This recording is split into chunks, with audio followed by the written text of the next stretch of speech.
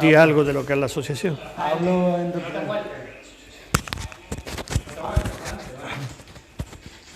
en representación. Vale. Ya. Hola, buenas tardes. Me alegro ver tanta gente aquí en este evento que se ha organizado así tan rápido de Docta Ignorancia. Docta Ignorancia es una asociación principalmente de filosofía que tiene como objetivo llevar a la filosofía a todos los ámbitos sociales y en eso estamos. Tenemos varias actividades en proyecto y una principal que funciona bastante bien y es lo que intentamos, llevar la filosofía, que es lo que nos apasiona a todos nosotros, es lo que tenemos en común, a todos los ámbitos sociales y para eso hemos creado esta actividad. Yo soy vicepresidente y hablo en representación de Docta porque no está aquí la presidenta. Quiero dejarlo claro. Y recientemente se ha incorporado Pepe a nuestro elenco y hemos visto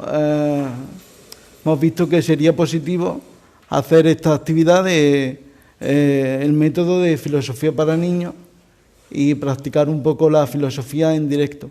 Y sin más, dejo a mis compañeros que hablen. Muy bien. Gracias, Manuel. Pues nada, os presento a Pepe Ramírez. Tengo el honor y el gusto de conocerle desde hace muchos años. He aprendido mucho de él. Él es un maestro de la enseñanza y es especialista en filosofía para niños. Un programa que una vez que se conoce cambia tu forma de entender la educación, te enriqueces como persona y sobre todo también enriqueces mucho a los alumnos. Yo creo que quizá vais a decir que exagero, pero hay un antes y un después del conocimiento del método de Matthew Lipman. Yo no me enrollo más, os dejo con Pepe para que aprendamos entre todos. Bueno, pues yo no voy a empezar explicando nada. Al final, cuando hayamos hecho una sesión de filosofía para niños, que es lo que vamos a hacer en principio, pues al final sí responderé a vuestras preguntas y daré una idea sobre lo que es filosofía para niños, que ya es filosofía para todos, porque filosofía para niños se ha tratado con adultos en distintos contextos sociales y bueno, y hemos visto que es una herramienta didáctica magnífica en muchos sentidos. Eso lo analizaremos después. Ahora quisiera, lo que solemos hacer cuando estamos en una clase profesores de filosofía para niños con alumnos, es pedirles que en un folio lo doblen y pongan su nombre. Estaríamos en círculo como aquí, eso es básico en nuestro programa, y así nos dirigiríamos desde el primer momento a cada uno por su nombre. Si aquí no lo vamos a hacer porque no tenemos mesa, no va a estar con el papelito, podemos, cuando cada uno de vosotros quiera intervenir, decir el nombre al principio, poner la mano y eso. Lo primero que vamos a hacer es, para que hay todo un programa, me refiero que hay libros propios de filosofía para niños con los que trabajamos, pero otras veces pues trabajamos con lo que con distintos materiales. Yo hoy he preferido traer dos relatos muy diferentes y vamos a leerlos y vamos a partir de esos relatos, uno que diríamos que es para mayores y otro que es un cuentecito infantil y luego vamos a continuar haciendo cosas. Así que ¿dónde tengo? Aquí está. Del cuento de adultos tengo dos ejemplares nada más, me he traído. ¿Quién quiere leer? ¿Qué dos quieren leer? Otro por aquí. Venga. ¿Dais permiso para que se os grabe mientras leéis? ¿Dais permiso? Decidme primero vuestros nombres para que me pueda dirigir a vosotros. Yo me llamo Toñi. Toñi Javier. y Javier. Bueno, yo soy Pepe, ya lo han dicho. Pues Toñi, empieza a leer. Y cuando lleve un ratito te cortaré para... Sí, se ha caído la... Por Dios, qué malo sí, sí. No. Claro, estas cosas es que con los medios que tenemos... Las cosas del directo. Venga. Mira, como no hay viento vamos a quitarlo porque esto se cae. Y si lo ponemos... Dame. Ahí. Esto. Fuera. Ahí vamos.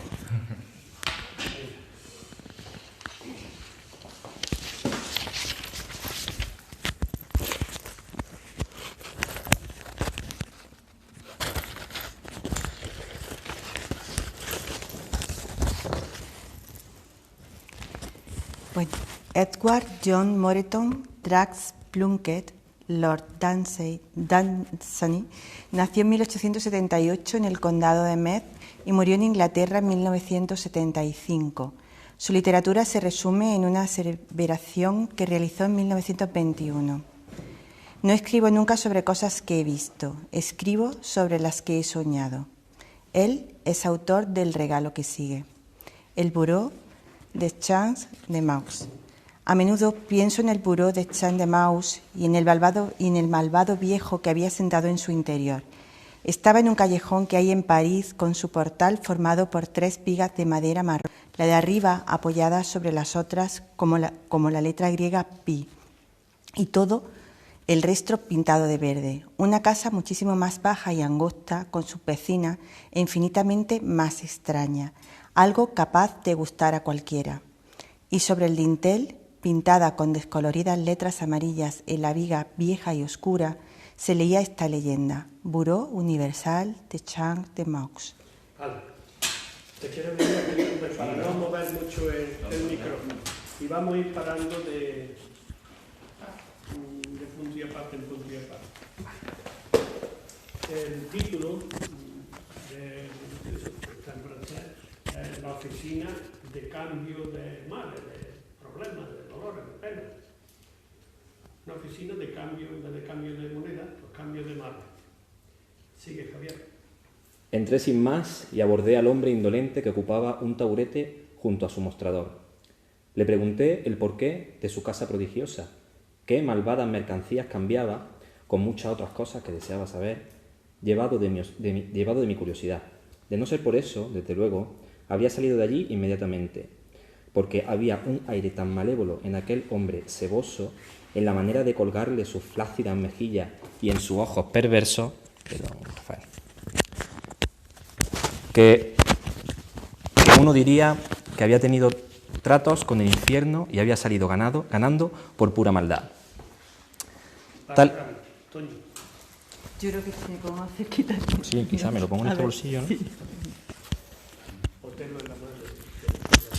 bueno, Bien.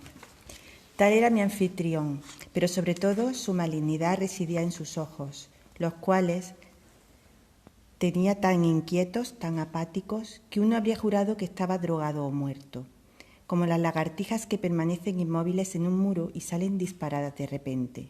Y toda su astucia se inflamaba y se revelaba en lo que en un momento antes solo parecía un anciano soñoliento y una maldad corriente. Y este era el objeto y comercio del singular establecimiento llamado Bureau de Champs de Maux. Pagaba 20 francos, que el viejo procedió a sacarme, por entrar en la oficina y a continuación tenía derecho a cambiar un mal o una desdicha como cualquiera que cerrase el trato en un cuartucho del fondo de la oficina donde los clientes hacen firme la transacción.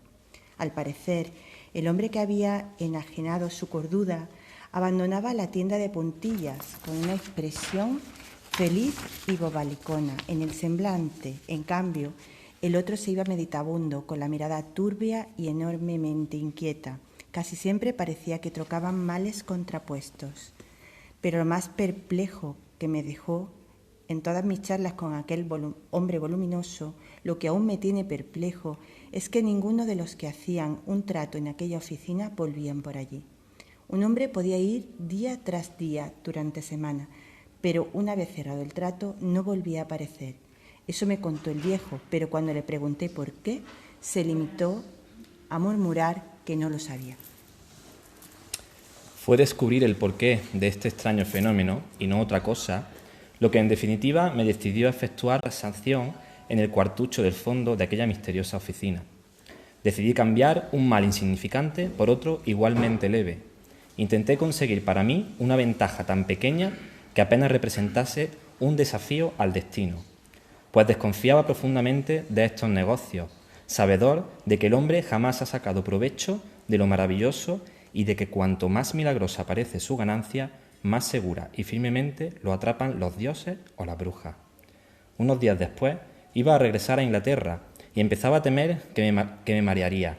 Decidí cambiar este temor al mareo, no el mal propiamente dicho, sino solo el miedo a sufrirlo, por un mal adecuado. No sabía con quién haría el trato, quién era en realidad el jefe de la empresa.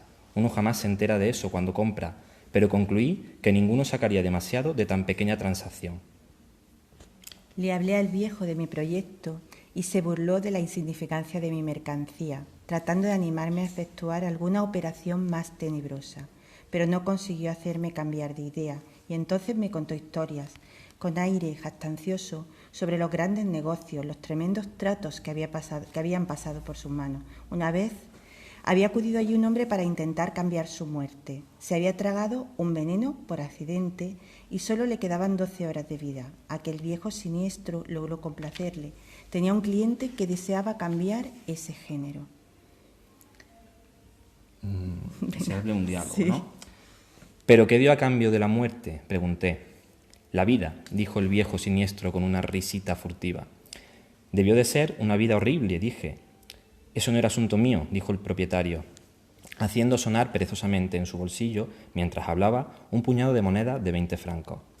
Extraños negocios observé en aquella oficina durante los días subsiguientes, el intercambio de singulares mercancías, y oí murmullos en los rincones entre parejas que luego se levantaban y se dirigían al cuarto del fondo, seguidos del viejo para ratificar la transacción. 2 veces al día durante una semana estuve pagando mis 20 francos, observando la vida con sus grandes necesidades, mañana y tarde, desplegada ante mí en toda su prodigiosa variedad. Y un día me entrevisté con un hombre agradable con solo una pequeña necesidad, que parecía tener exactamente el mal que a mí me interesaba. Le daba siempre miedo que fuese a romperse el ascensor. Yo tenía sobrados conocimientos de hidráulica para temer que sucediera una cosa tan tonta como esa, pero no era asunto mío curarle de tan ridículo temor.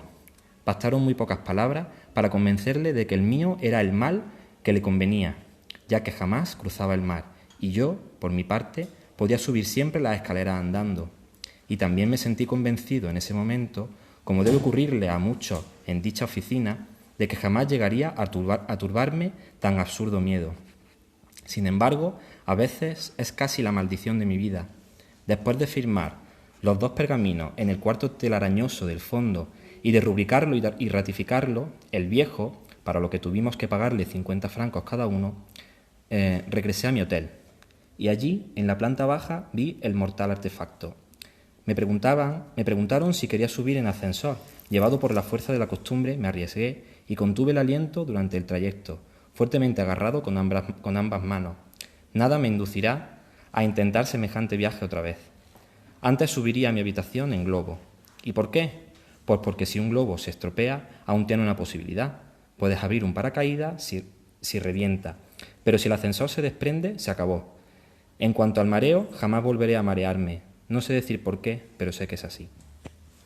Y en cuanto a la oficina en la que hice este extraordinario negocio, la oficina a la que nadie vuelve después de efectuado un trato, bueno, decidí visitarla al día siguiente.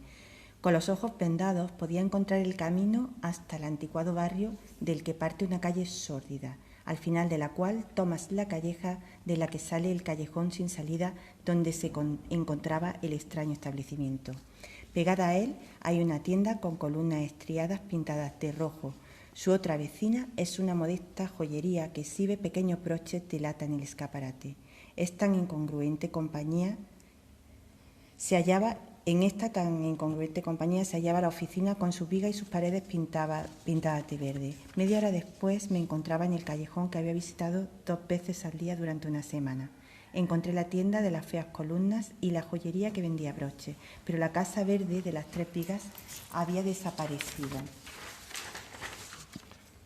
La derribaron, diréis, aunque en una sola noche. Esa no puede ser la solución del misterio, porque la casa de las columnas pintadas sobre yeso y la humilde joyería de los broches de plata, todos los cuales podrían identificar uno por uno, eran paredañas una con otra.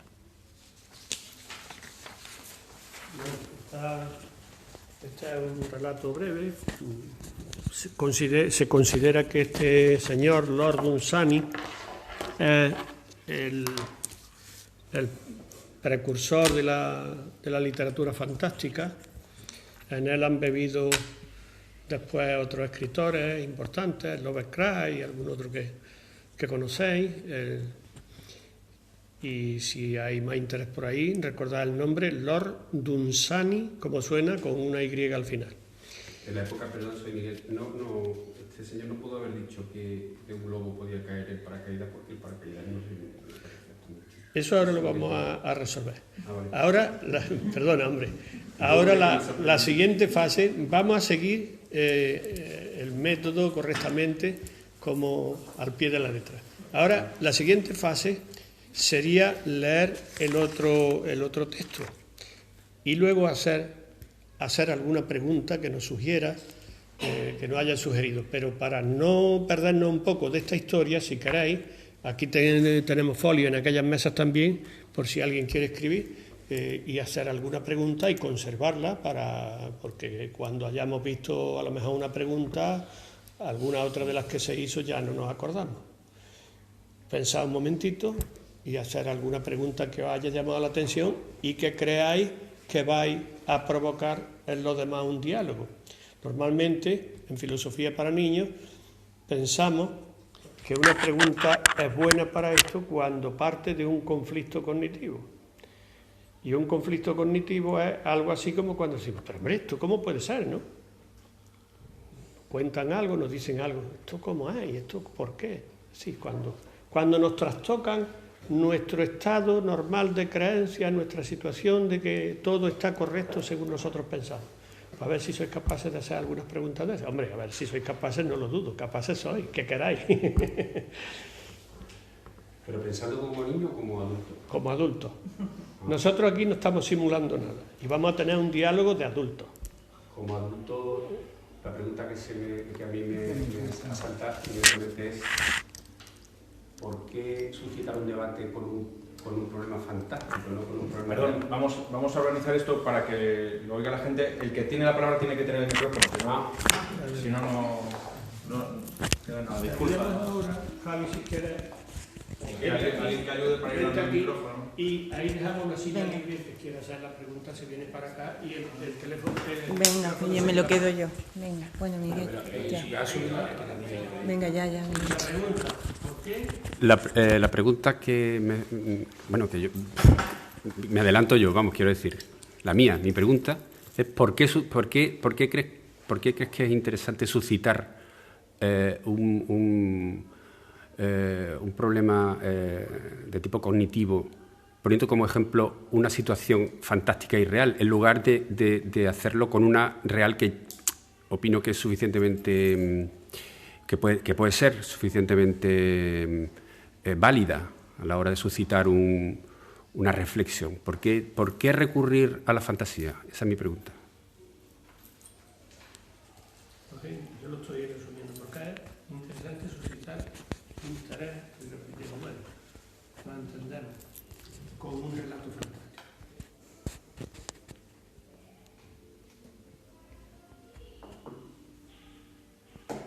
Dime tu nombre. Miguel. Miguel. ¿Alguna otra pregunta?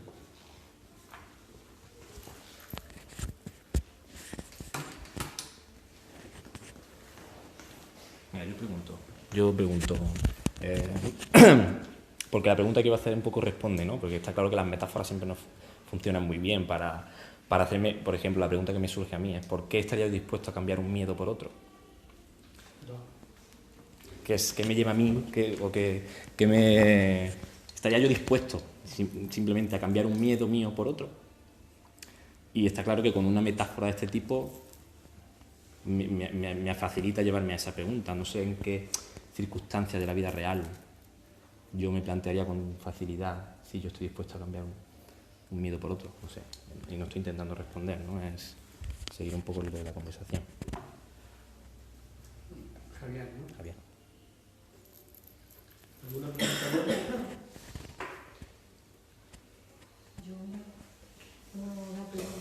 El nombre. Sandra. ¿Por qué el miedo de otros nos parece más asumible que el propio? ¿Por qué cambiamos el miedo nuestro? Nos parece, tiene más peso y estamos más dispuestos muchas veces o nos parecen más llevaderos los miedos de otros. Esa sería la pregunta, ¿no? Si queréis, aguantáis el micrófono hasta que alguien pida la palabra. Perdón. Toma. No. Pero nada, Javier. ¿Queréis que lo pasar aquí? Javier, anda. No, perdón. Es que realmente está preguntando preguntas y yo casi le diría a ella que es que porque todos los miedos son irracionales. Entonces no. Estamos en fase de preguntas. Hombre, pueden haber más preguntas. ¿Puede que no?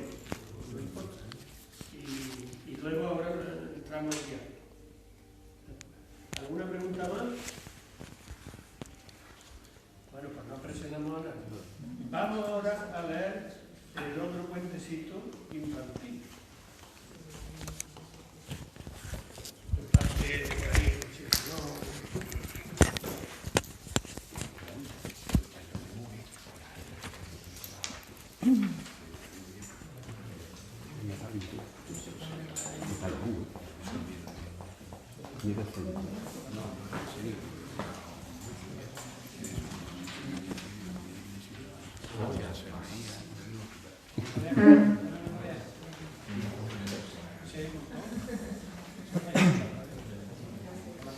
Este cuento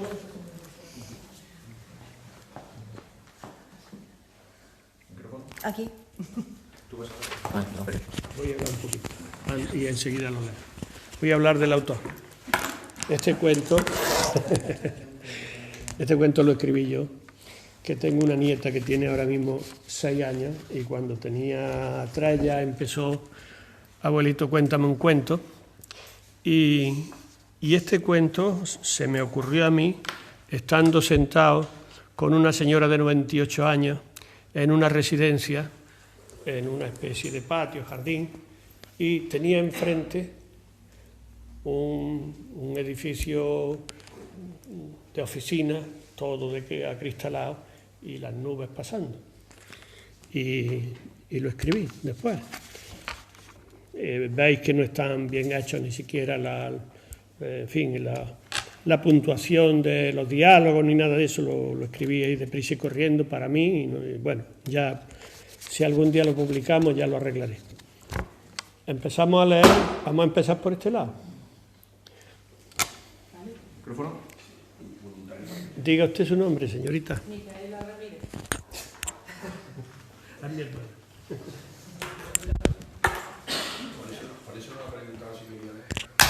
No me ha preguntado, me lo ha mandado, como es mayor que yo, un poquito. ¿Esto cómo va? Desde lejos se veían los grandes ventanales y a través de los cristales muchas nubes que llenaban la casa. ¿Me paro ahí o sigo? La gente creía que eran las nubes del cielo las que se veían reflejadas en los cristales, pero Dani, un niño listo y muy bueno, y Yolandí, una niña muy especial, lista y buena, se dieron cuenta de que las nubes que se veían en los cristales no eran reflejo de las del cielo, eran nubes que estaban dentro de la casa. Algunos niños de su colegio se rieron de ellos. Creían que decían tonterías. ¿Cómo iba a haber una casa llena de nubes?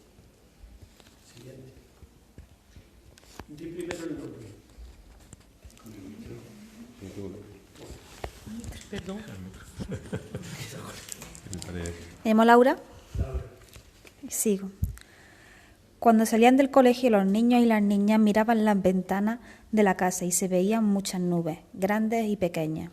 Unas se movían muy rápidas y otras más lentas. Luego miraban el cielo y veían lo mismo, nubes grandes y pequeñas, lentas y rápidas. ¿Lo ves? Son las nubes del cielo que se reflejan en los cristales de las ventanas. Yolandí y Dani se callaban porque no se puede discutir con gente que está tan segura de las cosas, aunque esté equivocada. Siguiente. El nombre primero. Blanca. Un día, cuando salieron del colegio, yendo camino de su casa, pudieron ver, como siempre, la casa llena de nubes. Y como siempre, después miraron al cielo. El cielo estaba entero azul, sin una nube, y el sol brillaba radiante. Pero la casa estaba llena de nubes que se veían a través de los cristales. Entonces Yolandí, mirando a todos los niños, dijo: ¿y ahora qué? Y Dani dijo: eso, ¿ahora qué?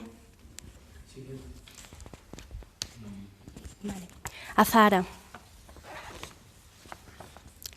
Las niñas se callaron, los niños también, pero uno que no era Dani ni Yolandí dijo: ¿quién viene conmigo que voy a llamar para entrar a ver la casa por dentro? Se fueron todos a verla, llamaron y una nube blanca les abrió la puerta. Entraron y no se veía muy bien porque tenían que atravesar las nubes. Había grandes y pequeñas, lentas y rápidas. La nube que les abrió la puerta les explicó por qué estaban allí. Un día había una niebla muy grande en toda la ciudad. Alguien dejó la puerta abierta y se entró la niebla. Luego se cerró la puerta y la niebla quiso quedarse en la casa. Entonces se rompió y se hizo nubes. Unas iban para allá y otras para acá. Unos trozos eran grandes y otros pequeños. Unas se asomaban en las ventanas y cuando los niños salían del colegio se asomaban todas para verlos. Las nubes amaban a los niños y cuando los niños abrieron la puerta para irse cada uno a su casa, las nubes se fueron detrás de ellos y cada una acompañó a cada niña y a cada niño a sus casas.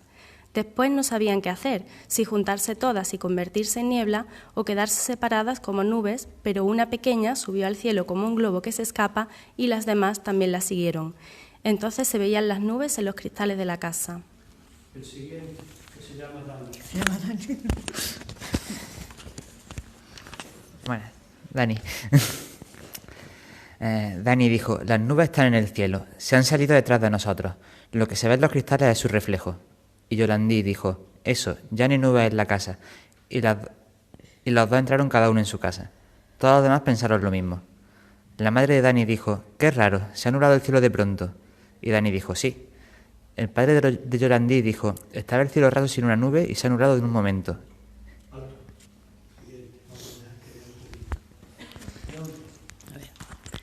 Sacramento. Y Yolandí dijo: le hemos abierto la puerta de la casa que estaba llena de nubes y se ha ido al cielo. Y la madre de Yolandí pensó que Yolandí algunas veces decía cosas raras, como si todo fuera un cuento. Es un cuento.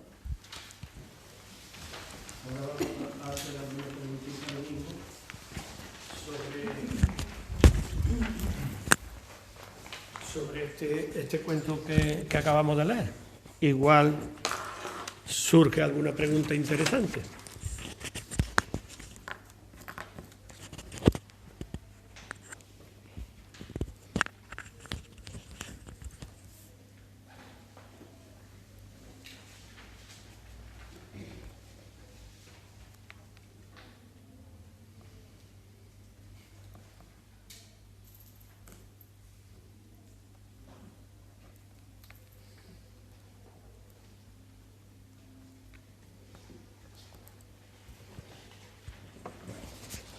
Los que tienen papel, por lo menos eso, y el que esté al lado y quiera mirar, se puede repasar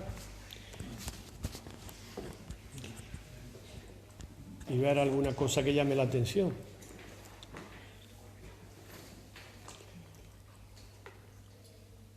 Yo me pregunto por qué sigue tan vivo el mito de la caverna. El micrófono, no olvides. Sí, el micrófono. Vuelve a repetir, por favor. Sí, claro. Me preguntaba que por qué sigue tan vivo el mito de la caverna. Me da la impresión de que Lo estuvo, lo está y lo estará.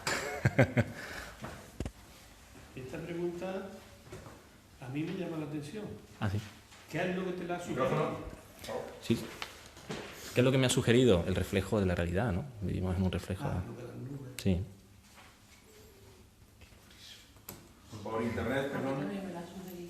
Por internet, ¿puedo lanzar preguntas también? ¿Qué hacen por internet?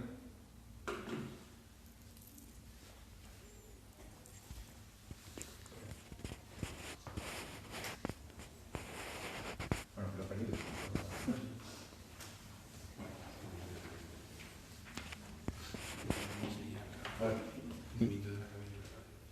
¿Puedes acercar el micrófono? Sí, sí. Claro. Bueno, las preguntas están también abiertas a internet. Es que acaban de hacer una pregunta, pero no me ha dado tiempo a leerla. Entonces te pido la palabra y te las planteo también, ¿verdad? Lourdes acaba de hacer una pregunta. Lourdes, por favor, ¿podrías escribir de nuevo la pregunta y así la transmitimos a Pepe? Mientras tanto, pues si alguien más quiere, adelante. ¿Por qué el niño que se atreve a abrir a la puerta o a llamar a la puerta no tiene nombre? ¿Por qué el niño no tiene nombre? El niño que...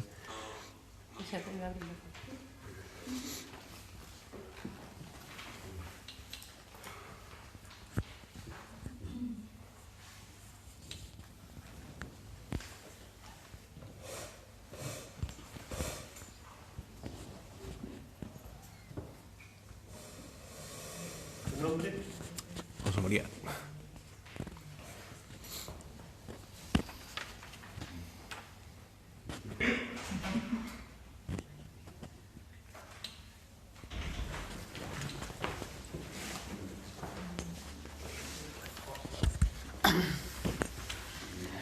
A mí me ha llamado la atención la parte en que dice lo de se callaba porque no se puede discutir con gente que está tan segura de las cosas aunque esté equivocada. Entonces me planteo si para que una discusión se dé de verdad hace falta tener dudas. Para que se dé de verdad hace falta tener dudas, no seguridades.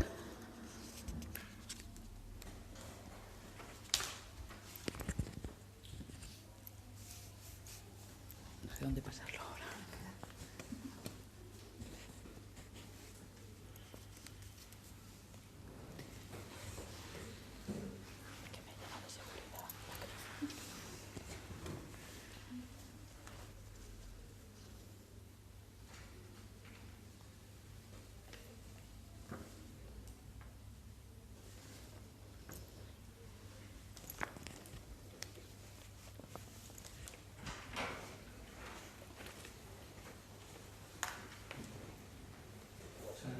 Sacramento.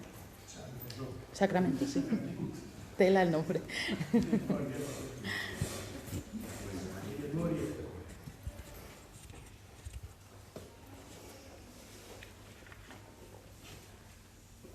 ¿Tenemos ya la pregunta de Lourdes? ¿Alguna otra pregunta?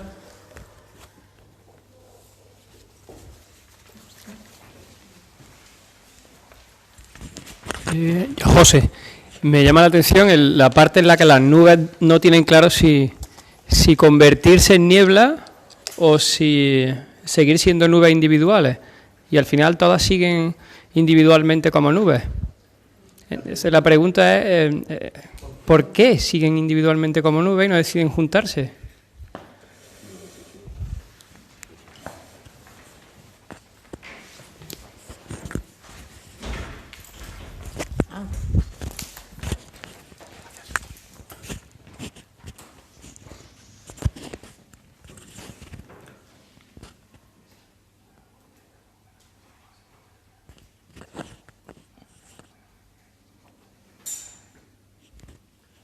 ¿El nombre lo has dicho? José.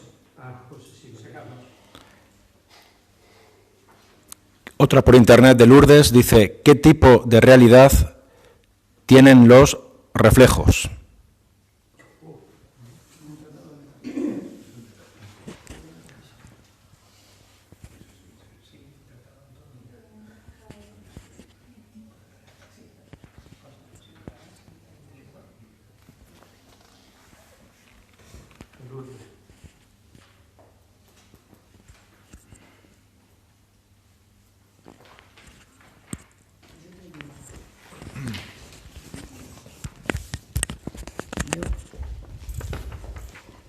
Me llama la atención, Sandra, que es cuando los niños, hasta que no entran en la casa, ven las nubes dentro de la casa. Y solamente cuando entran en la casa es cuando empiezan a ver las nubes fuera de la casa. Ese cambio de percepción, no sé, bueno, que me llama la atención más que una pregunta.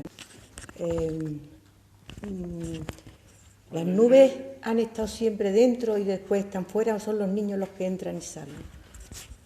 No sé. Sí, pero me llama la atención que empiezan... Eso me llama mucho la atención. ¿Lo releo? Sí. Sí. Eso. La nube abrió la puerta, empieza aquí. Aquí. Abrió la puerta. La nube que les abrió la puerta les explicó por qué estaban allí. Un día había una niebla muy grande en toda la ciudad. Alguien dejó la puerta abierta y se entró la niebla. Luego se cerró la puerta y la niebla quiso quedarse en la casa. Entonces se rompió y se hizo nubes. Unas iban para allá y otras para acá. Unos trozos eran grandes y otros pequeños. Unos se asomaban a las ventanas y cuando los niños salían del colegio se asomaban todas para verlos. Las nubes amaban a los niños y cuando los niños abrieron la puerta para irse cada uno a su casa, las nubes se fueron detrás de ellos y cada una acompañó a cada niña y a cada niño a sus casas. Después no sabían qué hacer, si juntarse todas y convertirse en niebla o quedarse separadas como nubes, pero una pequeña subió al cielo como un globo que se escapa y las demás también la siguieron. Entonces se veían las nubes en los cristales de la casa. Dani dijo: las nubes están en el cielo, se han salido detrás de nosotros, lo que se ve en los cristales es su reflejo. Pues...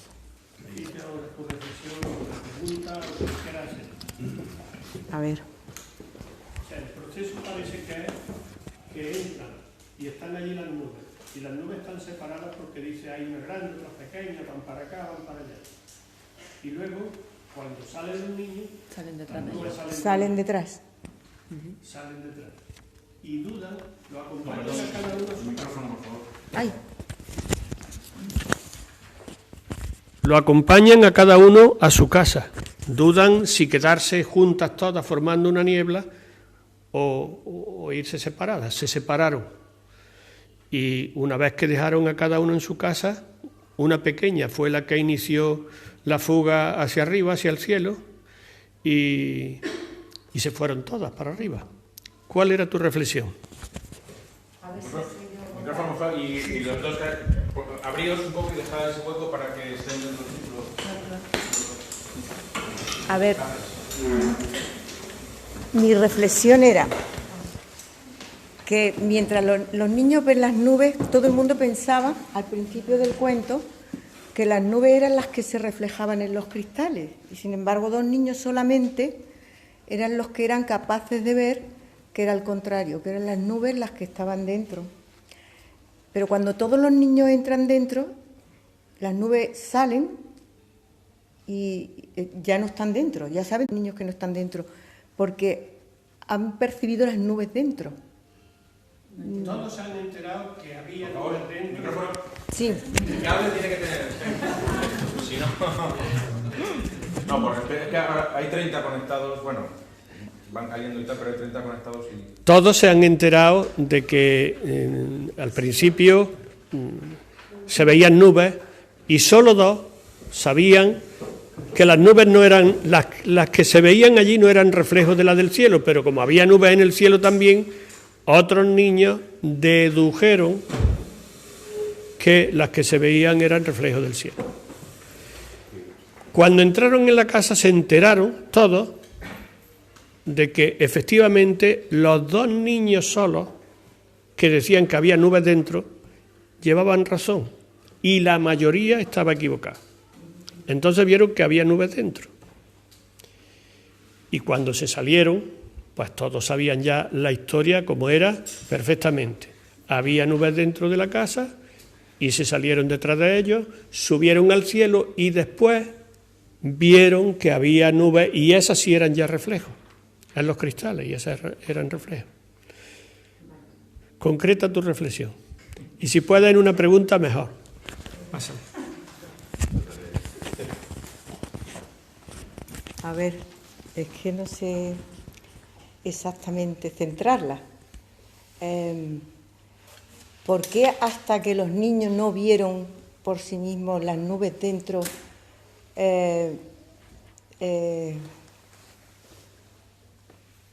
no llegaron a distinguir cuándo estaban dentro y cuándo fuera?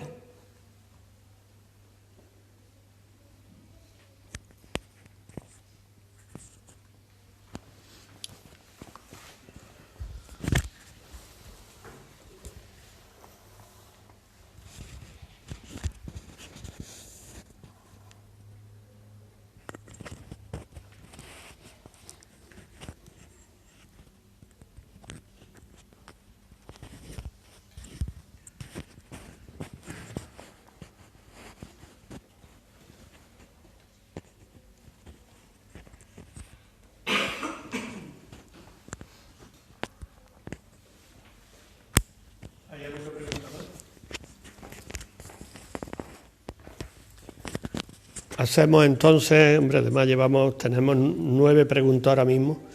Hacemos una selección rápida, yo las releo todas las que hay y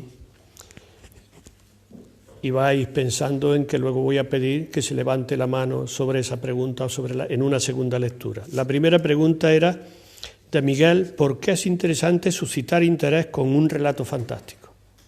¿Por qué no nos cuenta una historia real que conozcamos todos y discutimos sobre la realidad? La segunda: ¿por qué yo estaría dispuesto o dispuesta, la hizo Javier, dispuesto a cambiar un miedo por otros miedos de otros? Sandra hizo una tercera: ¿por qué el miedo de otros nos parece más llevadero? Ese sería un motivo a lo mejor de querer cambiar. Creer que tú en la transacción salías ganando y que tu miedo era peor que el miedo que te llevaba o que el problema que te llevaba. Esas son las 3 primeras preguntas que se hicieron sobre el primer relato de adultos. ¿O tenéis el alma infantil todavía? ¿O el relato de infantil ha dado el doble de preguntas? He querido hacerlo así un poco para que os dais cuenta que el relato es necesario para muchas cosas. Si queréis luego lo hablamos, porque yo lo que quiero entrar ya pronto en un diálogo, que el relato, es importante que haya un relato, pero no es tan importante como sea el relato. Claro, si le ponemos a chavales chicos un relato de adultos muy complicado, no. Pero que los adultos sí pueden entrar en cualquier tipo de relato, en un relato infantil también. La cuarta pregunta era: ¿por qué está tan vivo el mito de la caverna? Esta la hizo Javier, pensando en los reflejos y en la realidad, en las nubes reflejadas, y qué es la realidad y qué es la apariencia y esas cosas. Lourdes, por internet, preguntó qué tipo de realidad tienen los reflejos. ¿Qué cosas son las nubes reflejadas? No las nubes del cielo, el reflejo. La sexta era: ¿por qué el niño que abre la puerta no tiene nombre? Porque hemos dicho los 2 nombres de Dani y Yolandí, y además le hemos dado unas características, que eran buenos, eran inteligentes, y los otros niños eran un grupo sin nombre en el cuento. A lo mejor el escritor lo ha hecho más y debía de haberle puesto su nombre, y es que es una persona que no hace las cosas bien, pero no tienen nombre. Y el que abre la puerta, que toma la decisión y que incluso dice vamos a ir, yo quiero ir, pues no tiene nombre. Y se pregunta José María eso: ¿para qué una discusión? No, esta es de Sacramento. ¿Para que una discusión sea de verdad es necesario que haya dudas en lugar de seguridades? Una pregunta también muy interesante. Muchas veces discutimos cada uno con su verdad, bien aferrado a la verdad y bien parapetado, y no hay manera de hacer intercambios. Sin embargo, si entra la duda, a lo mejor se puede. La 8. ¿Por qué las nubes deciden seguir como nubes individuales y no se juntan? Esta pregunta la hizo José. Y la 9ª y última, ¿por qué hasta que las vieron las nubes dentro, los niños que no creían en eso, no supieron cuándo estaban dentro y cuándo estaban fuera? Voy a hacer una segunda repetición y vamos a elegir una primera para... Así que pensando en levantar la mano, conforme vaya leyendo, los que considere, y la que tenga más votos, me hace el favor de estar pendiente de eso, porque yo soy más despistado del número de votos. Pero yo ¿Tú cuántas? Yo digo poco, la primera. Yo veo poco, Bueno, anda, que nos hemos puesto aquí. Bueno, que nos echen una mano los demás. Sí.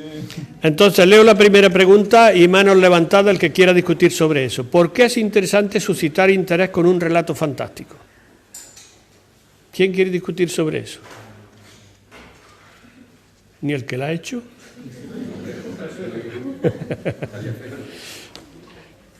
La segunda. ¿Por qué yo estaría dispuesto a cambiar un miedo por otro? Esta pregunta se la hizo Javier. Hay una persona...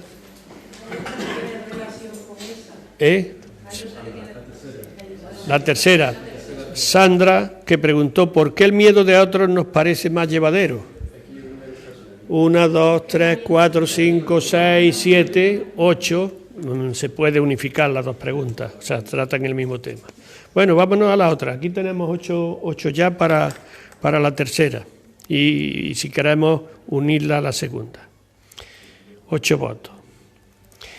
Y la cuarta, ¿por qué está tan vivo el mito de la caverna? El mito de la caverna de Platón. 1, 2, 3, 4, 5, 6, 7 y 8. Y, empate. Esto sí que es peligroso ahora. Vamos a tener que tirar la prórroga y lo...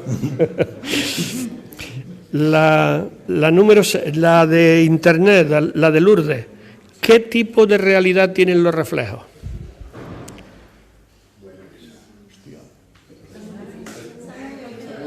Bueno, 1, 2, 3, 4, 5, 6, 7 y 8. Esto que habéis puesto de acuerdo para los empates. 8. La 6 dice, ¿por qué el niño que abre la puerta no tiene nombre?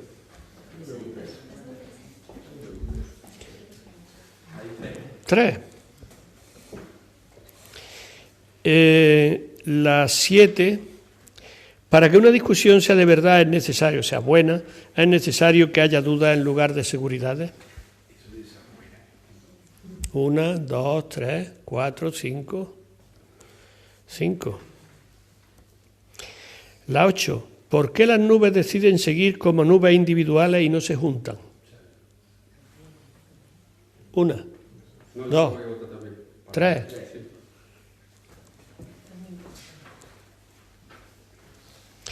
Y la 9. ¿Por qué hasta que vieron las nubes dentro no supieron cuándo estaban dentro y cuándo fuera? Yo también lo voto. 1, 2, 3, 4, 5. 5, hombre, claro, uno se puede votar a sí mismo. 5. Bueno, entramos ahora en una fase de diálogo. Una observación sobre lo que hemos hecho hasta ahora. Hemos usado palabras y silencio, las dos cosas. Cuando alguien ha tenido la palabra, todos los demás estábamos en silencio. El juego de un diálogo, si no hay una de las dos patas, no funciona. Si hablan todos a la vez, no hay diálogo. Y si todo el mundo se calla, no hay diálogo. Si a mí me dieran cuál de las dos posibilidades de esas prefería, yo prefiero la del silencio. Si no hay más remedio que una de las dos, yo prefiero el silencio al ruido. Pero bueno, eso es otro tema. Entonces, el silencio es importante también en este asunto. Vamos a un diálogo rapidito. Te quito la palabra un momento, Pepe, y para pedir disculpas a los de Internet que también querían votar y no les hemos dado la ocasión. Claro. Pero ya en otra ocasión, esto es la inexperiencia de la transmisión en directo. Pues bien, que nos disculpen, que los tenemos muy en cuenta y a cambio, por una deferencia para ellos, ¿os parece que el empate a 8 lo resolvamos empezando por la pregunta de Internet de Lourdes, que preguntaba qué tipo de realidad tienen los reflejos? Pues a ver quién se atreve con esta pregunta, porque yo no me atrevo. ¿Qué tipo de realidad tienen los reflejos?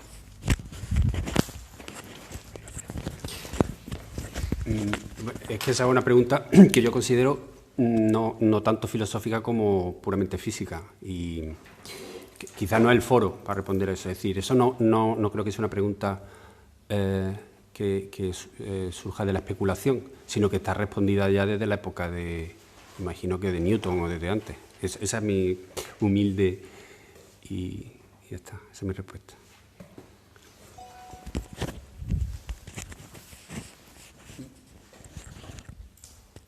Pero no has dicho qué tipo de realidad tiene.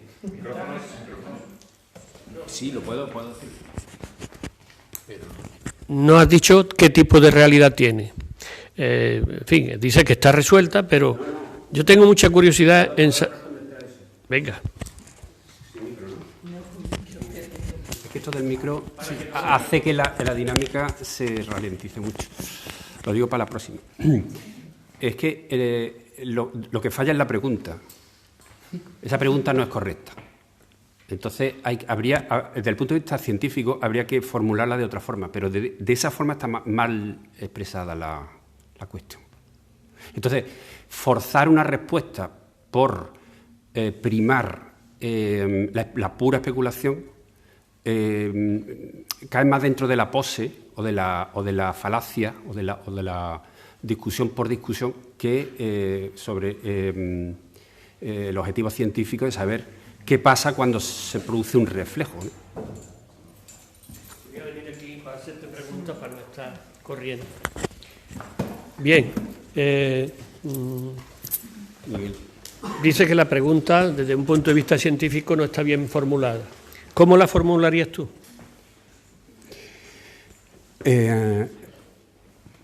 Todo lo perceptible ya sabemos que es real. Entonces, es absurdo aplicar una cosa que per se ya lo es. Entonces, la pregunta sería, ¿por qué se produce un reflejo? ¿Qué produce un reflejo?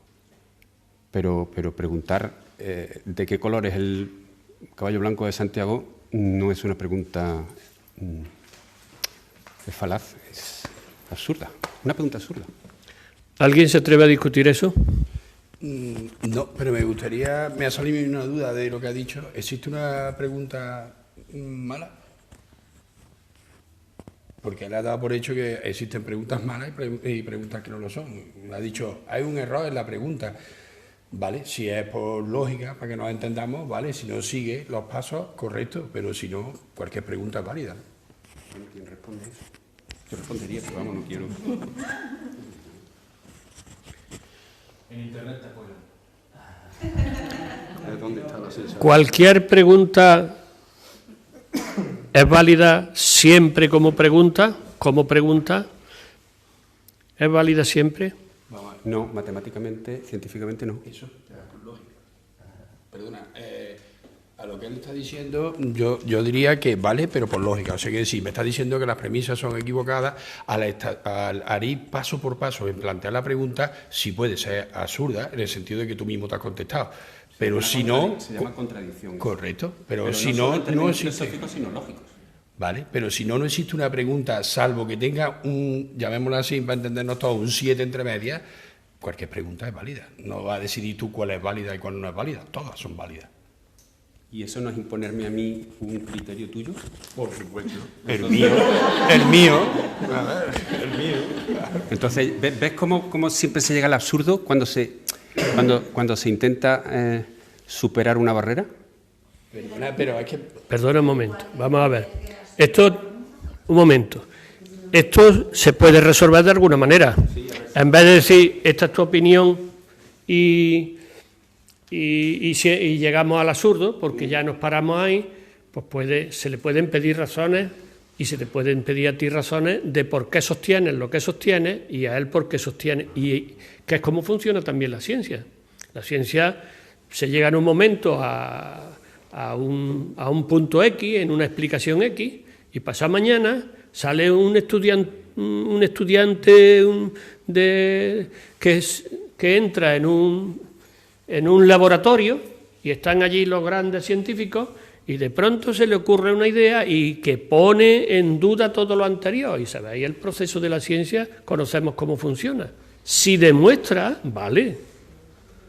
Entonces, ¿cuál es el tema? El tema es tener razones.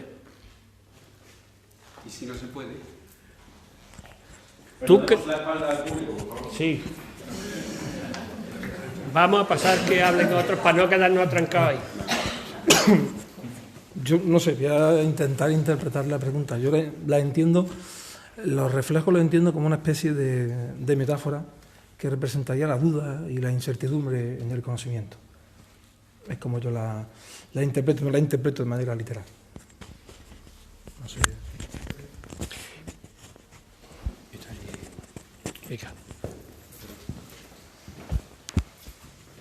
Aquí la usan de relativismo. ¿Hablo o no? No se puede. La pregunta es qué tipo de realidad tiene un reflejo. Y yo creo que el tipo de realidad, solo hay un tipo de realidad, la realidad. Entonces, un reflejo tiene el mismo tipo de realidad que cualquier otra entidad. Esa es mi respuesta. ¿Alguien más sobre eso?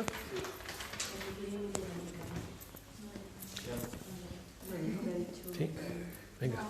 Vamos siempre a quien no ha intervenido todavía, vamos primero. Bueno, no sé, es que a mí esta pregunta me recuerda mucho a la otra pregunta de qué vivo está el mito de la caverna, o sea, y los reflejos, ¿no? Y el problema, yo no sé, quizá el problema no es la realidad que le atribuimos al reflejo mismo, la que le atribuimos y le damos nosotros. Cuando creemos que las nubes, y el problema del cuento quizás, ¿no? Cuando están diciendo los niños en principio el reflejo no es un reflejo, es que las nubes están dentro, a diferencia de cuando ya salen y realmente las nubes ahora están reflejadas y están fuera, ¿no? Y quizás por ahí, no sé, interpreto yo la pregunta, cómo vemos nosotros la verdad y cómo el relato, es que no sé cómo lo desarrollo, pero cómo el relato cambia cuando el reflejo crees que la nube es de fuera, porque lo que tú conoces, tú piensas que las nubes no pueden estar dentro de una casa, ¿no? Entonces lo que me estás diciendo son tonterías, pero realmente las nubes están dentro de la casa y lo que ves es un reflejo de las nubes dentro de la casa. No sé cómo voy a acabar esto, pero ya está. No sé, si no me ayudáis. ¿Qué? O sea, pero sí que hay una diferencia del reflejo en el cuento, ¿no? Cuando realmente no te entienden, están dentro, a cuando salen y ya las nubes están fuera y son reflejadas como todas las demás. No sé, hay algo. Y recuerda el mito de la caverna muchísimo, cuando creemos que el reflejo es lo verdadero. ¿Se podría decir que hay unos primeros conocedores de la verdad de que las nubes están dentro de la casa y son pocos, y hay una gran masa que ignora la verdadera realidad hasta que entra y la ve, y ese entrar y ver es necesario de alguna manera para convertir en conocimiento lo que son sospechas o lo que defienden otros y uno no lo ve eso claro porque choca con la percepción ordinaria que tenemos. ¿Cómo van a estar las nubes dentro de la casa? Los chavales que se preguntaban eso parecían tener más razón que los que estaban en lo cierto. Entonces aquí hay también otro problema que surge de esto, que a mí me parece que podría ser el problema de cómo adquirimos la verdad y cómo y por qué estamos equivocados muchas veces y por qué el conocimiento muchas veces se produce o lo produce en grupos pequeños, mientras que la gran mayoría está en otra cosa sobre esos asuntos. Ese es un problema, a mí me parece que surge de ahí, de un cuento infantil, que se puede llevar a la sociedad entera y que en algunos momentos, yo me estoy acordando ahora del tema de Galileo, un señor que decía que la Tierra era redonda y que se movía, y lo condenaron por eso, y no lo condenaron a muerte porque era amigo del Papa y lo protegió de alguna manera, pero lo condenaron a cárcel domiciliaria, y el tío tenía la razón frente, pudiéramos decir, a toda la humanidad o a la mayor parte de la humanidad que pensaba lo contrario. Sí, respecto a esto que dice. Vamos, es que no. Solo quería añadir a tu discurso que probablemente ese señor se haría pregunta lógicamente errónea. Simplemente. No me he enterado. En ese momento. No me he enterado de lo que has dicho. Que solo quería añadir, a raíz de lo que usted estaba hablando sobre Galileo, que probablemente ese señor se haría a sí mismo preguntas lógicamente erróneas, hasta que se comprobaron que estaba en lo cierto. Pero en un principio, con los conocimientos anteriores, por lo que ha dicho, que no me acuerdo de su nombre, Miguel, anteriormente eran preguntas totalmente ilógicas. O sea, está volviendo a la pregunta Sí. de Miguel. No, solo era un comentario. Y aquí no estamos... Solo era añadir un comentario. No estamos machacándonos unos a otros. No, por supuesto que no. Estamos intentando adquirir conocimiento. Eso es lo que yo quería añadir a esto. O sea, lo que yo quiero... es mucho más bonito cuando es acumulativo un diálogo que cuando es simplemente... y quería decir que, con respecto a esto de Galileo y el mito de la caverna, yo creo que ahí incluso Platón se queda corto, porque el que parece ser que no solo intuye la realidad, sino que la descubre porque se escapa de esa caverna, no es el caso de estos científicos de lo que hemos estado hablando, de que son muy pocos y que la mayoría seguimos sentados mirando a la pared de la caverna. Lo verdaderamente meritorio de estos pequeños hombres que llegaron tan lejos es que no pudieron escapar, es que dedujeron que existía otra realidad siguiendo en medio de esa especie de indolencia, efectivamente. Es decir, ese es el gran... y eso solamente lo puede hacer gente verdaderamente grande y que a su vez se sube en hombros de gigantes, ¿no? Y ese mérito es superior al de escapar de la caverna, porque de la caverna no puede escapar nadie. Es decir, con respecto a lo que has dicho antes, en ese sentido el cuento desoluciona un poco, porque parece que le iba a enseñar a los otros que estaban equivocados y ahora resulta que las nubes se van detrás de los nenes, o sea, se van afuera.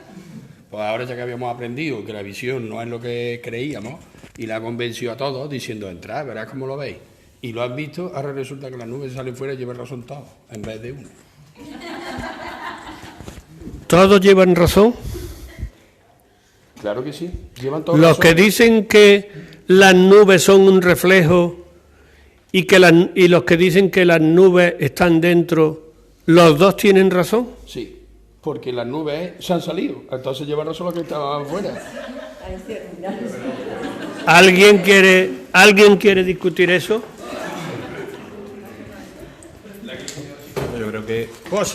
Yo creo que pasa un poco como con lo de Galileo y su contexto. O sea, Galileo demostró que la Tierra era redonda y seguramente pasaría bastante tiempo hasta que eso se asumiera por la realidad. La inercia del conocimiento siguió funcionando con lo que había anteriormente, hasta que se extendió ya, se demostrara y se extendiera al gran público, a la gran universalidad, que era redonda, ¿no? Pero, y lo que pasa con lo de las nubes, perdonad por mi voz, porque tengo un catarrazo. Lo que pasa con las nubes, pues se demostró que las nubes estaban dentro y después la vida siguió su curso, pero lo que se quería demostrar, que era que las nubes estaban dentro, se demostró, ¿no? creo.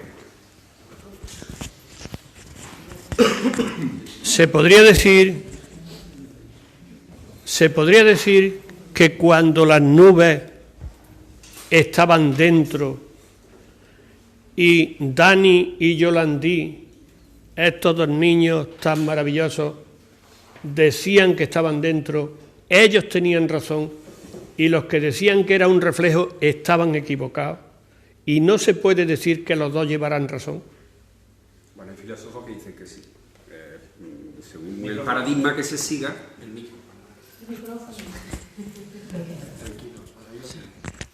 o sea, según el paradigma que se siga, eso Manuel, que hablaba, el secretario, el vicepresidente según el paradigma, todas las épocas han tenido razón sobre aquello que están describiendo.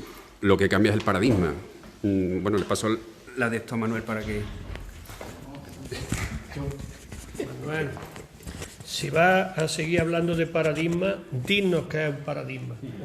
Pero más mentira, esto es una traca más armada.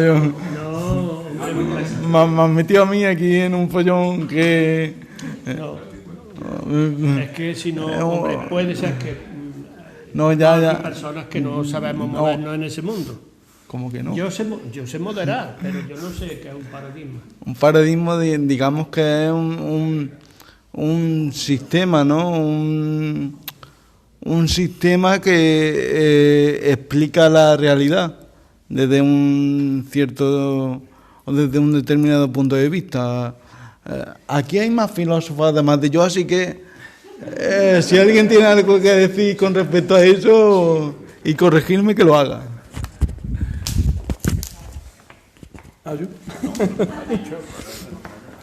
A ver, yo entiendo un paradigma como una especie de contexto de reglas, de normas por las que se rige determinada época en la ciencia, de verdades provisionales que aceptan los científicos de una determinada época y que contextualiza la metodología científica, los descubrimientos científicos que se vayan haciendo y además los canalizan, ¿no? Las investigaciones son canalizadas y contextualizadas por ese paradigma, con ese conjunto de verdades provisionales que los científicos aceptan. Ya voy. Bueno, no son tanto provisionales como un conjunto de reglas que te definen los fenómenos que puedes observar. Entonces, tú observas una serie de fenómenos y defines las reglas que explican esos fenómenos. Una vez que podemos observar más cosas, podemos definir más reglas que pueden contradecir las reglas que hemos definido anteriormente, porque ya no explican todos los fenómenos que teníamos antes. Entonces, un paradigma... Son provisionales porque los puedes modificar cuando observas cosas nuevas, pero en el momento en el que los ves son definitivos. El paradigma que decía que el modelo era helicentrista, entonces era un paradigma estupendísimo. Sí. Exactamente, sí.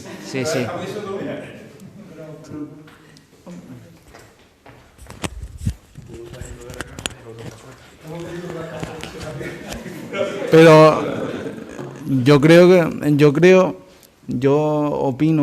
tiendo a pensar que los paradigmas no son definitivos porque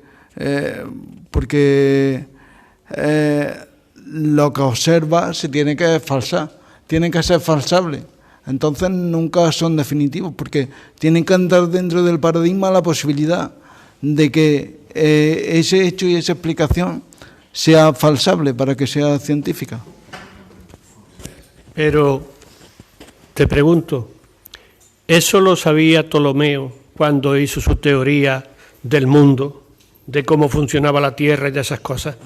En ese sentido, Dani, que es como el Dani del cuento, un chico listo, yo lo conozco porque ha estado en mis clases, y es un tío listo y además bueno, como el del cuento, llevaría razón en el sentido siguiente, creo yo, en el sentido de que Ptolomeo creía haber descubierto una serie de verdades, y aquellos que lo leían y leían a Ptolomeo decían, pues esto es así, y de esto se deduce tal cosa, y se deducían otro conjunto de verdades, y eso constituía un paradigma.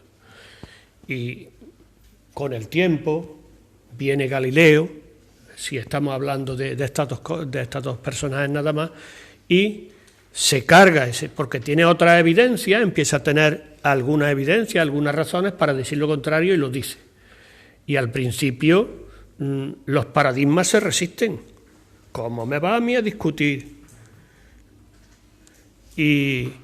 Pero con el tiempo, si se van acumulando evidencias y al otro paradigma anterior se le van cayendo evidencias, pues termina por haber otro paradigma. Y después los que reflexionamos después, los que hemos venido después, nos damos cuenta que los paradigmas son provisionales, pero los que están dentro de un paradigma creen que han llegado, y más cuando no corría la ciencia como ahora, y se tardaban siglos en que hubiera un cambio importante de paradigma. Ahora lo que pasa es que alguien que nació en 1945, como nací yo, y estamos en el 2017, yo he visto cosas, como decía la película aquella, ¿no? He visto, ¿cómo era? he visto arder, no sé cuánto. No me acuerdo bien de la frase, de la película. Pero yo he visto ya cosas que yo en mi infancia vivía en la Edad Media. En la Edad Media. Y ahora los cambios tecnológicos que ha habido y la velocidad que lleva la ciencia es la que nos hace percibir con mayor facilidad la provisionalidad de los avances que estamos teniendo. Ahora nos damos cuenta que pasado mañana, en vez de hacer tal operación, se hará con una muestra de sangre, se meterá ahí un nanorobot y arreglará eso. Bueno, yo no debía haber opinado ni intervenido como he intervenido últimamente, y es que quería cerrar ya. Si no hay alguien que quiera decir algo importante, cerramos esta fase y nos vamos a otra. Estamos en las 8:25. A las 9 cierran, y si nos vamos 5 minutos antes le hacemos un favor para que no tengan que venir a tocarnos en la puerta. Entonces yo ahora quería pasar pues un poco... Aquí que un paradigma no desaparece hasta que muere el último defensor de dicho paradigma. Claro, sí. Se resisten. Yo creo que basta con que sea el primero. Se resisten. Un pequeño comentario solamente. Sí, lo que me preocupa es que el último. A mí lo que me preocupa de ese paradigma que usted habla, ¿no? Y este momento de tantos avances tecnológicos, es que ciertamente vivimos en un paradigma que es reduccionista científicamente. Entonces, a mí lo que me preocupa es que existan... ¿Qué significa eso? ¿Qué quiere decir reduccionista? Que todo lo reducimos a ciencia, ¿no? Todo tiene una explicación científica. Entonces empezamos a cuestionar si preguntas de este tipo tienen sentido, ¿no? Y por favor no voy en contra, ¿no? Pero tienen todo el sentido del mundo, porque ahora esto que nos rodea, ¿no? Es que si no tiene una explicación científica, las preguntas carecen de sentido incluso, ¿no? Y eso me preocupa, que este paradigma ponga en tela de juicio la dimensión filosófica del ser humano. Atacar naves más allá de Orión. Me dicen que es la frase que... No me he acordado. He visto atacar naves más allá de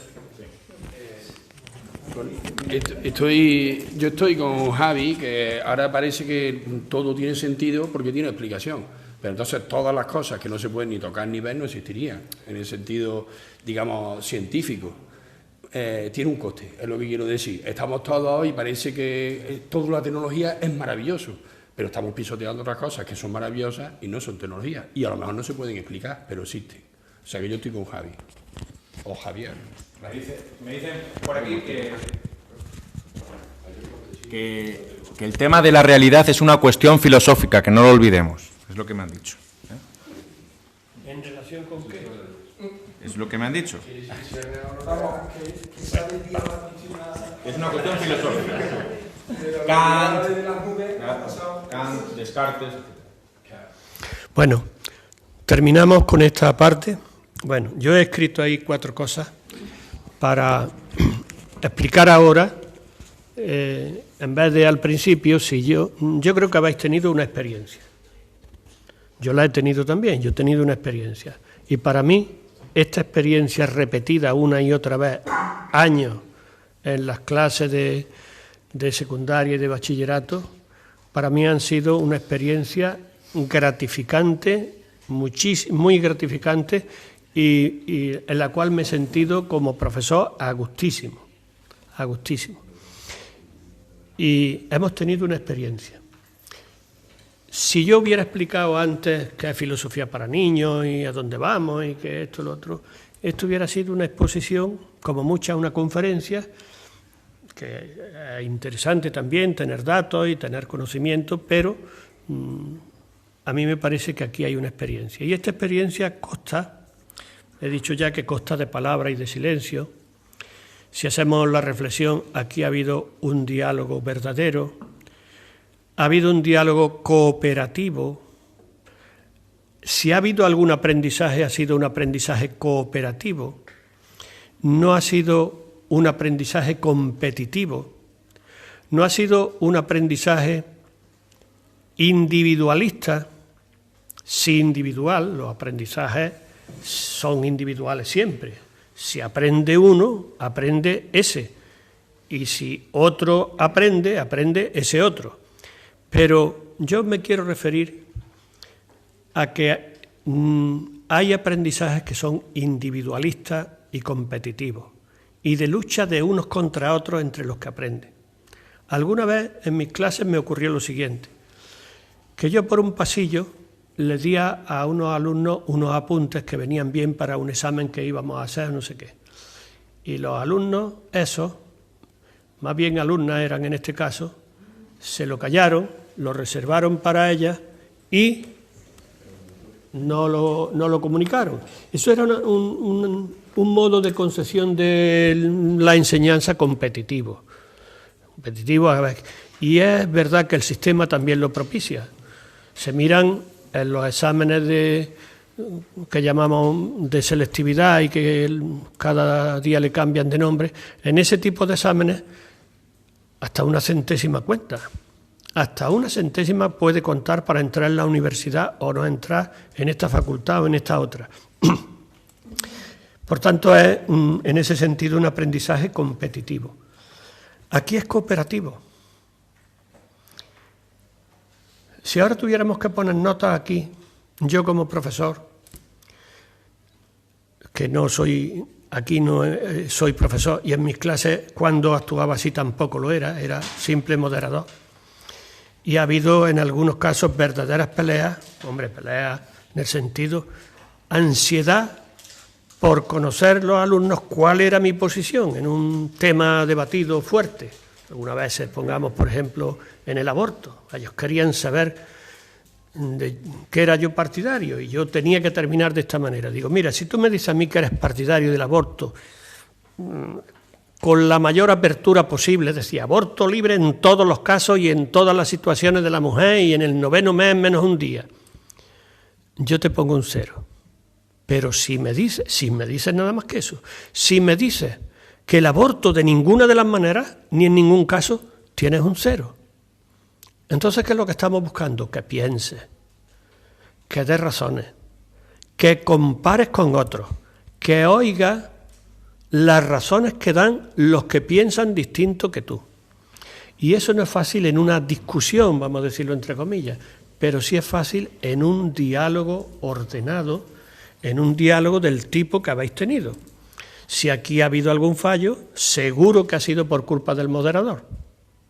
Seguro.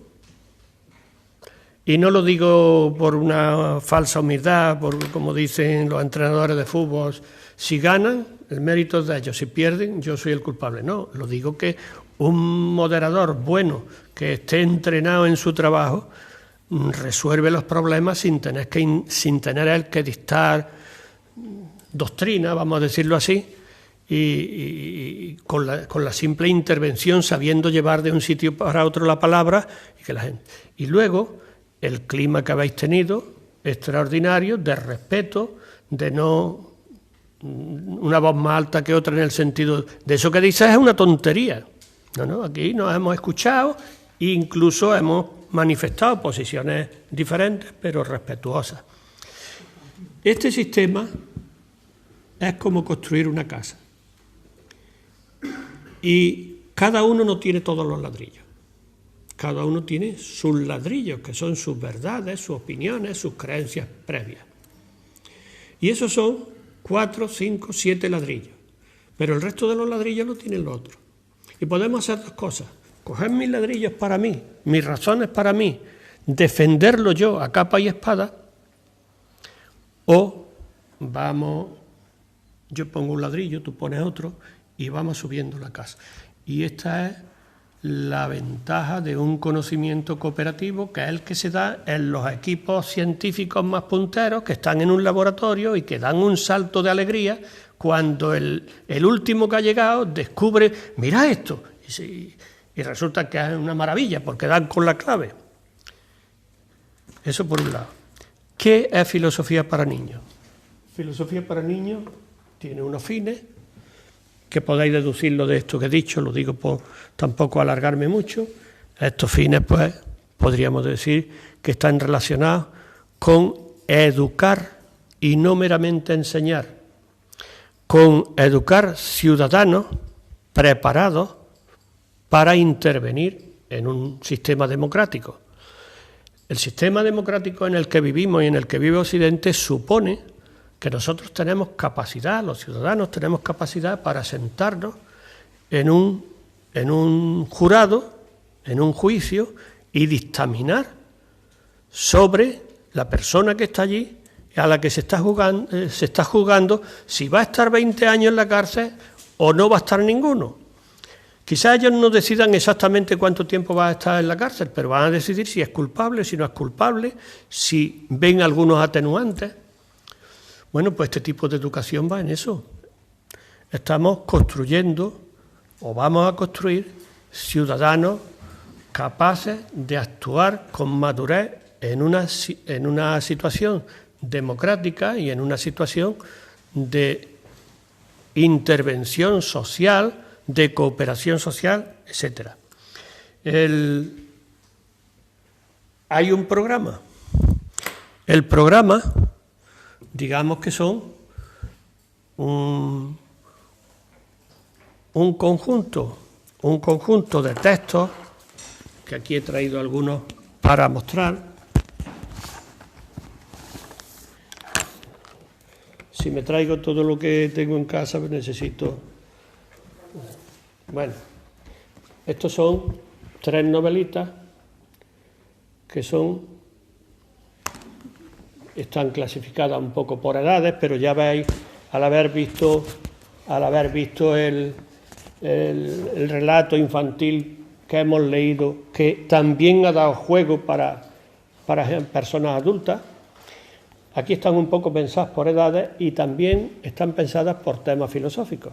Algunos de estos libritos inciden más en la ética, otros inciden en el conocimiento, otros, y así desde los 6 años en adelante hasta los 18 años. Ahí podéis encontrar este papelito, lo tenía yo aquí y nos lo poníamos aquí, y cada uno de los alumnos se ponía el suyo en la clase y nos llamábamos inmediatamente por nuestro nombre.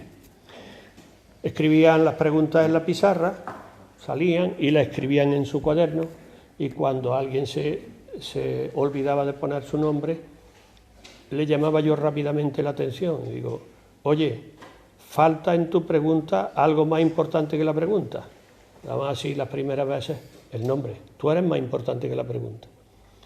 Al principio de curso yo les planteaba a los alumnos, o me preguntaban a mí, ellos empezaban preguntándome, Pepe, esta asignatura, ¿cómo nos va a evaluar? Lo primero, querían saber, a ver ya por dónde preparamos los temas y qué hacemos con esto. ¿Esto va a ser por trabajo? ¿Va a ser por exámenes? ¿Cómo va? ¿Qué es lo más importante? Y yo decía, no, la pregunta la hago yo. ¿Qué creéis vosotros que es lo más importante en esta asignatura? Me decían, aprobar los exámenes, estudiar. Lo más importante somos cada una de las personas que estamos aquí. ¿Qué hacíamos con eso?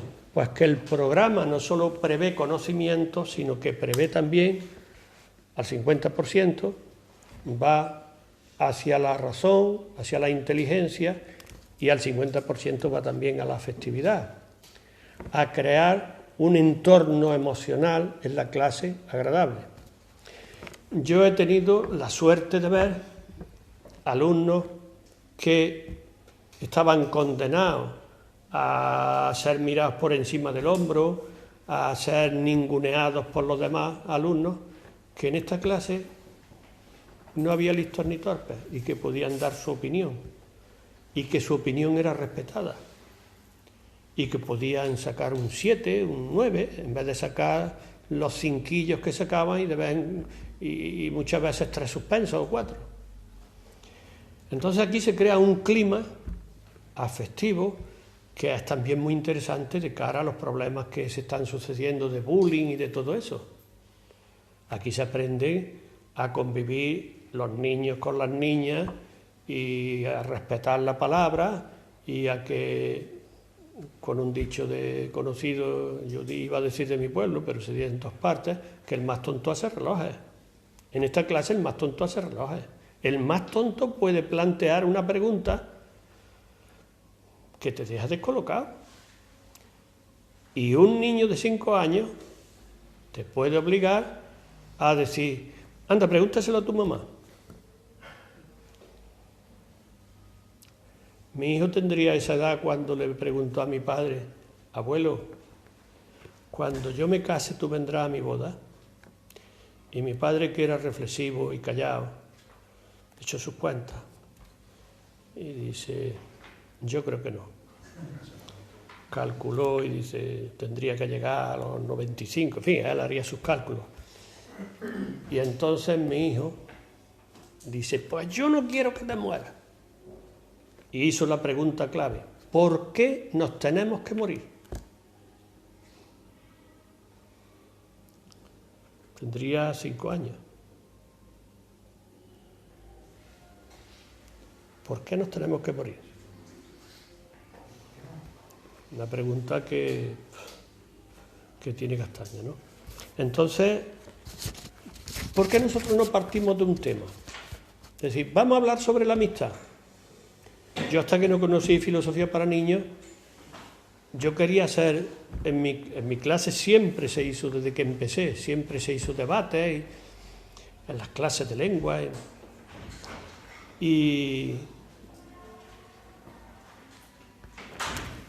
pero yo empezaba, ¿de qué queréis que hablemos? Vamos a hablar sobre la amistad. Ese era un tema recurrente. Decía yo, venga, ¿quién quiere empezar? Nadie levantaba la mano.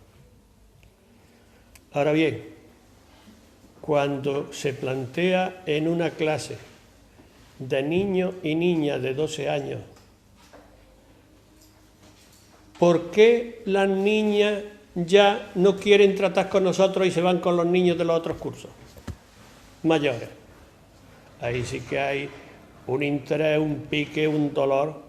Los niños, en esa edad, las niñas se desarrollan un poquito antes y los niños, la mayoría, se quedan todavía muy niñaillos y tal, y ahí hay un cambio de ese juego que había, de los 6 a los 9 años, que son iguales y tienen los mismos intereses y no hay problema, y luego ya empieza ese tema. Si se hace mediante una pregunta es mucho más interesante que decir, se habla sobre la amistad. Es cierto que en los cafés filosóficos, muchas veces empezaron en París y que ahora están extendidos por muchas partes del mundo, pues se empieza por un tema también. Otras veces alguien del público expone un poquito en 5 minutos, expone y a partir de eso se habla. Pero la pregunta es muy interesante, el juego de la pregunta, y además son sus preguntas, y alguien se interesa más en discutir algo que ha preguntado él o que ha preguntado su compañera o su compañero de al lado que en responder a preguntas del profesor, porque interviene, porque se implica. Bueno, pues tenemos estas novelitas. Estas novelitas son traducciones del inglés de Matthew Lipman y de sus colaboradores, Sharp y Oskanian, que hicieron estas novelitas a partir de que Lindman tuvo una experiencia, que estuvo norteamericano, un filósofo norteamericano, que tuvo una experiencia, un año sabático, no lo sé muy bien, quizás Rafael lo sepa mejor. Sé que estuvo en Alemania, pasó un año en Europa, y cuando llegó, después de la experiencia de europea, se dio cuenta que con sus alumnos de la universidad ya estaba todo perdido y que había que empezar con los niños a filosofar. Y empezó por este camino, por el camino de los relatos. Y escribieron estos libros, se tradujeron al castellano, y esta es los primeros libros que tenemos de eso. Cada uno de estos libros, con este veis que tiene el mismo dibujo. Esto, todo lo que viene aquí, cada uno de estos,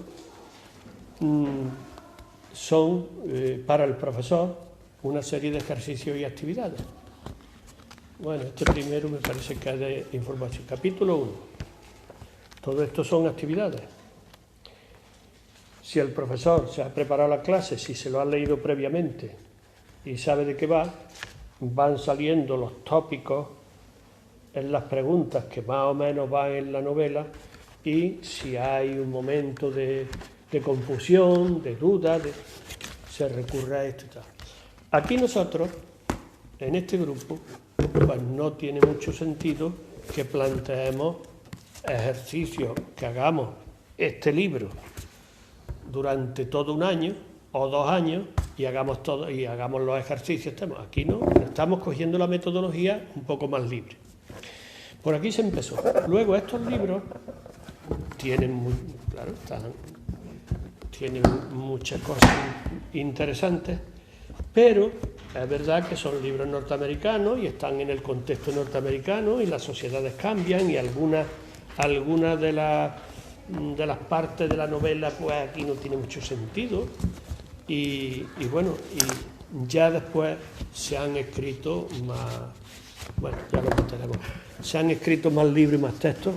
Tengo prestadas las novelitas que corresponden a estos textos, que equivalen a esto, a los ejercicios para el profesor. Esto lo hicieron un grupo de profesores de Móstoles y de Torrijos, y trabajaron sobre esto, adaptado un poco a nuestro entorno español, con nuestros problemas españoles, y en ese sentido. Esos serían los programas. Luego he puesto ahí también el método. Me resulta ya muy fácil explicar el método porque lo habéis visto. Es decir, nos sentamos en corro, leemos.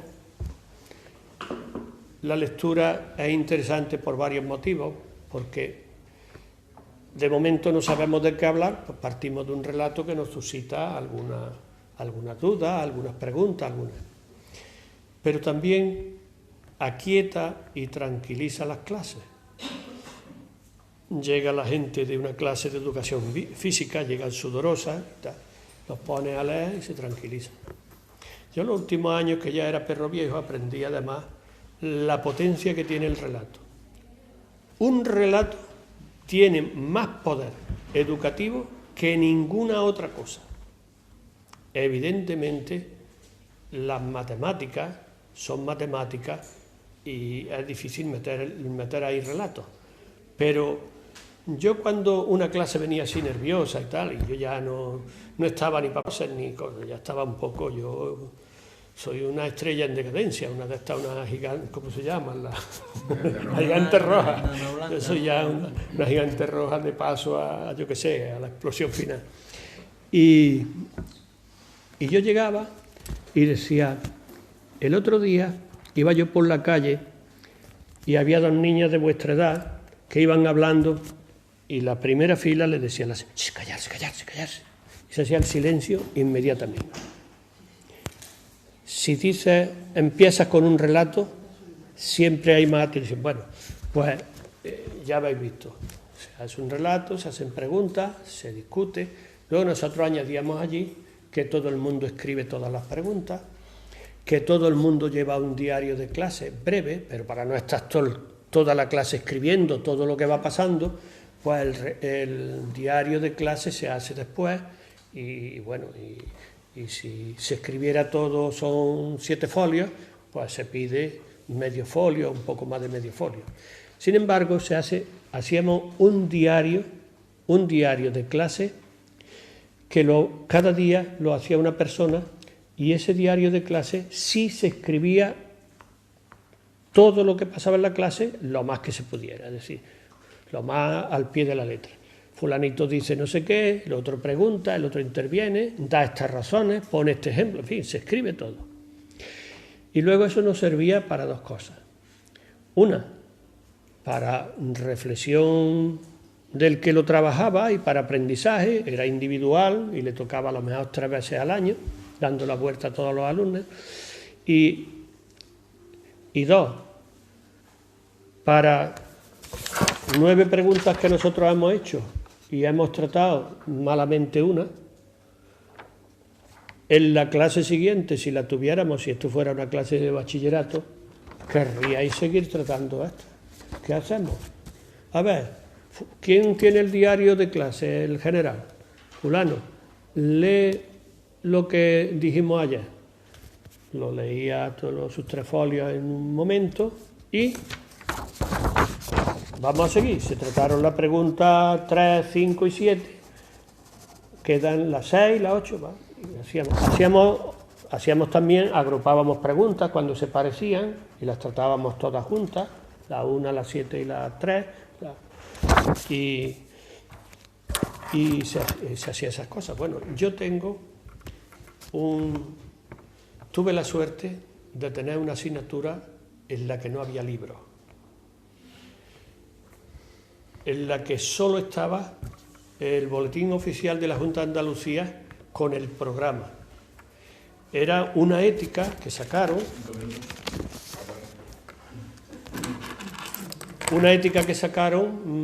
sobre la ciencia y la técnica, y era optativa y normalmente iba más bien dirigida a los alumnos de ciencia. Y la construimos en la clase, Y yo pedí que no se pusieran nombres, por si un día nos interesaba publicarla y alguien no quería salir allí con lo que dijo, con lo que no dijo. Bueno, una compañera dice, un compañero dice, las tengo por ahí guardadas en mi casa y no soy capaz de romperlo. Asombroso. Y yo he aprendido de mis alumnos más que ellos de mí. Un día que me forzaron a decir, profesor, entonces si usted solo pudiera poner una norma ética, ¿cuál sería?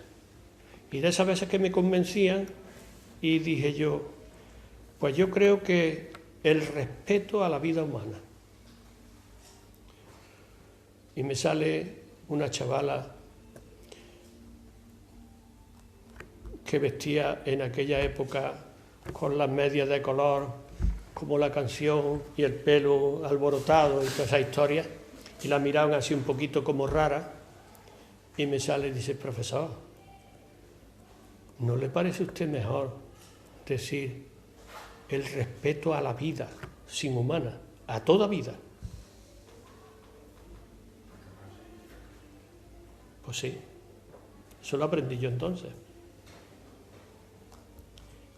Y del aborto he aprendido de mis alumnos más que ellos de mí, porque yo nunca dije cuál era mi opinión.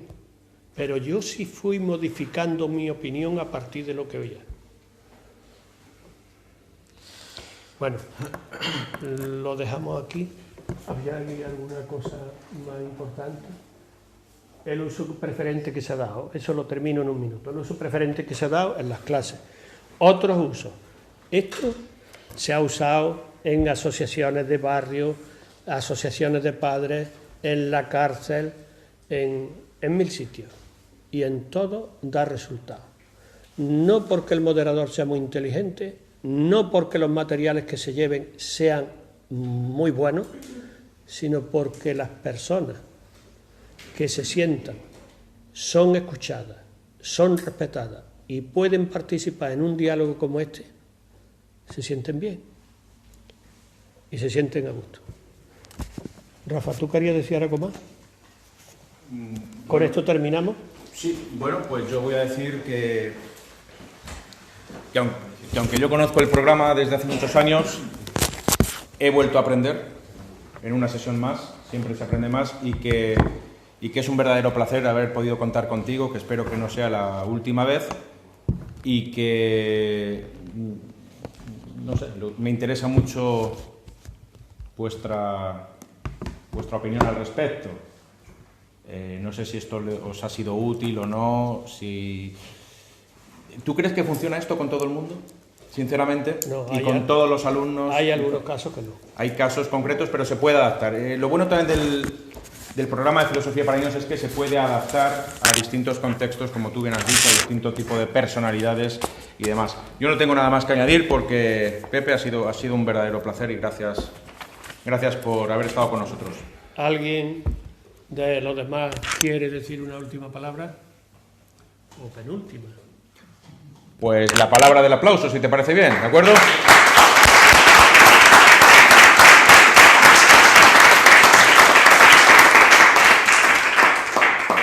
Bueno, pues a vuestra disposición. Siempre. En internet te dan las gracias.